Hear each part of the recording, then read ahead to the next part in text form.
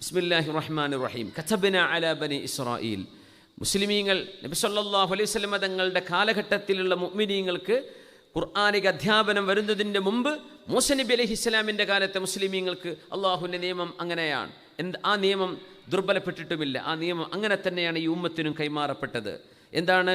അന്നഹു മൻ ഖതല നഫ്സൻ ബിഗൈരി നഫ്സിൻ ഔ ഫസാദിൻ ഫിൽ അർദ് ഫകഅന്നമാ ഖതലന്നാസ ജമീആ. ആരെങ്കിലും അന്യായമായി മറ്റൊരാളെ കൊന്നാൽ, ഈ അന്യായമായി എന്ന് പറയുമ്പോഴേക്കും കട്ടയണ്ട. അതിൻ്റെ അർത്ഥം എന്താണെന്നറിയോ? ജഡ്ജിന് മാത്രമേ വിധി നടപ്പാക്കാൻ അധികാരമുള്ളൂ, നാട്ടുകാർക്ക് അധികാരമില്ല. ഒരാൾ തൻ്റെ കുടുംബത്തിലെ ഒരാളെ കൊന്നാൽ കൊലപാതകയെ തിരിച്ചു കൊല്ലാൻ ഈ കുടുംബക്കാരന് അവകാശമില്ല. അത് ആരാ ചെയ്യേണ്ടത്? ജഡ്ജാണ്, കോടതിയാണ്. മനുഷ്യന്മാരല്ല നിയമം കയ്യിലെടുക്കേണ്ടത്. അതുകൊണ്ടാണ് അന്യായമായി ഒരാളെ കൊന്നാൽ, ന്യായമായിട്ട് ആർക്കേ കൊല്ലാൻ പാടുള്ളൂ?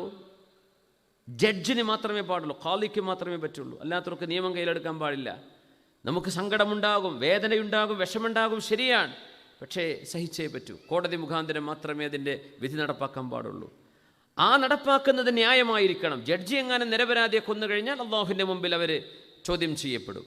അങ്ങനെ അന്യായമായി ഒരാളെ കൊന്നാൽ, ഔ ഫസാദിൻ ഫിൽ അർള്, ഭൂമിയിൽ ക്രമസമാധാനം നശിപ്പിച്ചുകൊണ്ട് ആരെങ്കിലും കൊന്നുകളഞ്ഞാൽ, ഒരു മനുഷ്യൻ്റെ ജീവനെടുത്താൽ, ഫകഅന്നമാ ഖതലന്നാസ ജമീഅ, മനുഷ്യരെ മുഴുവൻ കൊന്ന കുറ്റം ആ മനുഷ്യൻ ഏറ്റെടുക്കേണ്ടി വരും. അത് ഒരാളല്ല, മനുഷ്യത്വത്തെയാണ് അയാൾ കൊല്ലുന്നത് എന്നാണ് ഖുർആൻ പറയുന്നത്. ഒരു മനുഷ്യനെ കൊന്നു അന്യായമായി, അയാൾ താഴ്ന്ന ജാതിക്കാരനായതിൻ്റെ പേരിലോ ഇനി ഏതെങ്കിലും മതവിഭാഗമായതിൻ്റെ പേരിലോ ഒരാളെ കൊന്നാൽ മനുഷ്യത്വത്തെ കൊന്നതിന് തുല്യമാണ്. മുഴുവൻ മനുഷ്യരെയും കൊന്ന കൊലപാതകത്തിൻ്റെ ഭാരം, പാപഭാരം അയാളുടെ മേൽ ചാർത്തപ്പെടും എന്ന് വിശുദ്ധ ഖുർആൻ.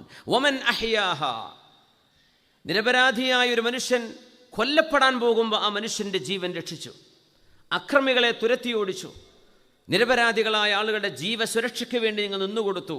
അങ്ങനെ ഒരു ജീവന് നിങ്ങൾ പ്രൊട്ടക്ഷൻ കൊടുത്താൽ ഫകഅന്നമാ അഹ്യന്നാസ ജമീഅ, മനുഷ്യത്വത്തെ മുഴുവൻ നിങ്ങൾ ജീവൻ കൊടുത്തതിന് തുല്യമാണ്. ഇതാണ് ഇസ്ലാമിൻ്റെ കാഴ്ചപ്പാട്. എവിടെയാണ് തീവ്രവാദവും മനുഷ്യനെ കൊല്ലാൻ പറ്റുമെന്ന് പറയുന്നത്? ഒരിക്കലും പാടുള്ളതല്ല. മനുഷ്യ ജീവൻ ഇത്രമേൽ വില നൽകിയ മതമാണ് ഇസ്ലാം. അവിടെ 2 കൊല്ലം കഴിഞ്ഞ് 10 കൊല്ലം 12 കൊല്ലം കഴിഞ്ഞ് ഇറങ്ങിപ്പോരാനൊന്നും ഇസ്ലാം വിടൂല. അന്യായമായിട്ടാണോ കൊന്നത്, നീ ആരുടെ ജീവൻ എടുത്തോ അവൻ്റെ ജീവനും നിൻ്റെ ജീവനും ഒരുപോലെയാണ്, നീയും തിരിച്ചു കൊല്ലപ്പെടും. ആ വിധി നടപ്പാക്കുന്നിടത്ത് മനസ്സമാധാനം ഉണ്ടാവും, പിന്നെ കൊലപാതകങ്ങൾ ഉണ്ടാവില്ല. ഇന്നെന്താ പ്രശ്നം? കുറച്ച് കഴിഞ്ഞ് ഇറങ്ങിപ്പോരാലോ. സുബ്ഹാനല്ലാഹ്. വമൻ യഖ്തുൽ മുഅ്മിനൻ മുതഅമ്മിദൻ, വിശ്വാസിയായ ഒരു മനുഷ്യനെ, മുഅ്മിനായ ഒരാളെ മനഃപൂർവ്വം ഒരാളെ കൊന്നാൽ, ആക്സിഡൻ്റായിപ്പോയി അതല്ല, അറിയാതായിപ്പോയി അല്ല, മനഃപൂർവ്വം ടാർഗറ്റ് ചെയ്തുകൊണ്ടൊരു മനുഷ്യനെ കൊന്നാൽ, ഫജസാഉഹു ജഹന്നം, അവൻ്റെ പ്രതിഫലം നരകമാണ്.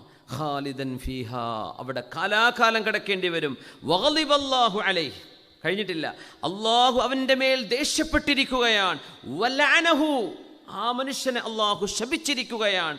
വഅദ്ദ ലഹു അദാബൻ അദീമാ, ഭയാനകമായ ശിക്ഷ അവനെ കാത്തിരിക്കുകയും ചെയ്യുന്നു.